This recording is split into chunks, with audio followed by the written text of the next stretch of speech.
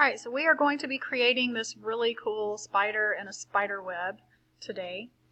You will get to pick your background paper, but I chose paper that was kind of dark so that your spider web would really show, because the spider web is going to be white oil pastel. And then we're going to draw out the spider, and then so that's going to conclude our project. So we're going to do this in two parts. We're going to do the web first. So I actually chose red paper because I already did an orange, so I'm going to do red paper. And what you're going to do is you are going to come to about the center of your paper, and you're going to come all the way down. We're going to divide it in half, and then we're going to do the same thing straight across.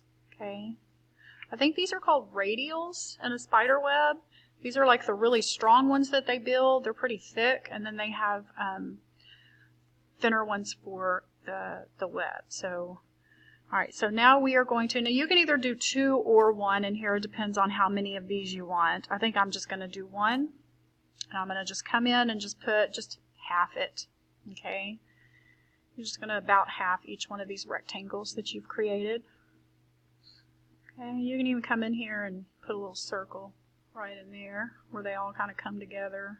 I think there's even like a little circle around here. If you want to do that, you can. I didn't really do a web study too much, but I do know that when we create these webs, they are all in the same exact place and they curve towards the center. So you will make like these U's. The curve will come in towards the center. I do know that. And then they are going to be in the same exact spot all the way around. So I'm going to come into about here, and I'm going to do those little, just make sure that they curve in toward the center. And I think I'm going to come to about here. And again, same exact spot on every single one of those little radials. I'm going to curve in just like that. I do know they're in the same spot, so I guess when the spider weaves, it goes in the same spot around the... And then if you want to do one more, you know, you can just kind of wherever you think they'd be here. It just depends on how you want your web. You can even pretend like it's going off the page. That's okay. Just make sure they're connected. Okay. All right. Now we are going to draw the spider. All right. So we know that the spider that we're going to do, it's actually we've got a head and we have a body. So we're going to be doing this shape right here, and then we're going to be doing a circle for its body. And then of course we know that spiders have 8 legs. Now I did kind of do a spider study, and I noticed that the legs are actually in 3 different like segments. You have a long part, you have another part of the leg, and then you have like some little feet. So they actually have they have 2 elbows actually. Whenever I did the study, they kind of bent at 2 different little elbows, and they get thinner towards the bottom. And then I also noticed that usually the two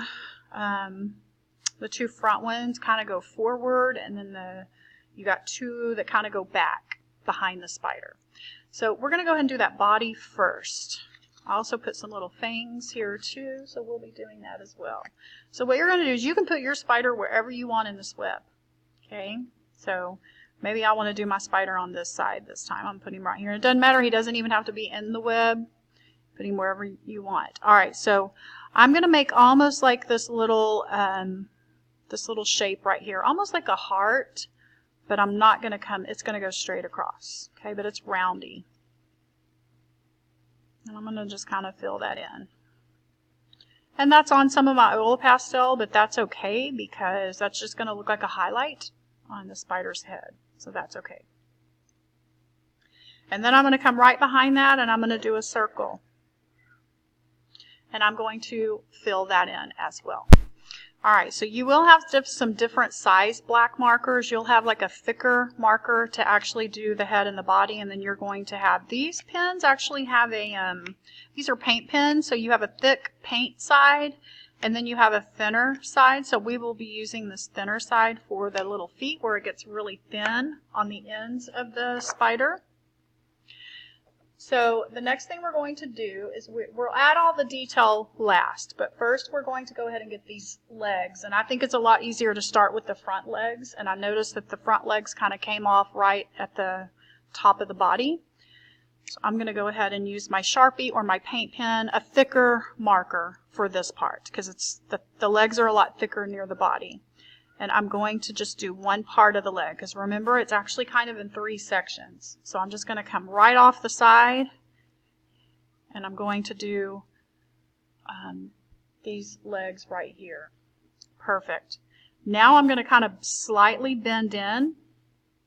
These legs are going to go forward. And then I'm going to get my smaller marker, the little tip, and I'm going to do his little feet. And I'm just going to kind of bend them in. That's going to be his little feet. All right, I'm going to do the same thing. I'm going to pull these out on the side. And you can kind of have them go wherever you want, but we do want those to go forward. Okay, so maybe I want to diagonal this like that. Perfect. Because remember, his legs are in 3 different sections. And then I want my small tip for those feet. This will just make him look a little more realistic because they are kind of pointy at the bottom. All right, so my other 2, I got 2 of my legs. My other 2 are going to kind of go back. So I'm going to actually I'm going to slant these kind of back. Section, like a little elbow. I'm giving him a little elbow or a knee. That would probably be a knee.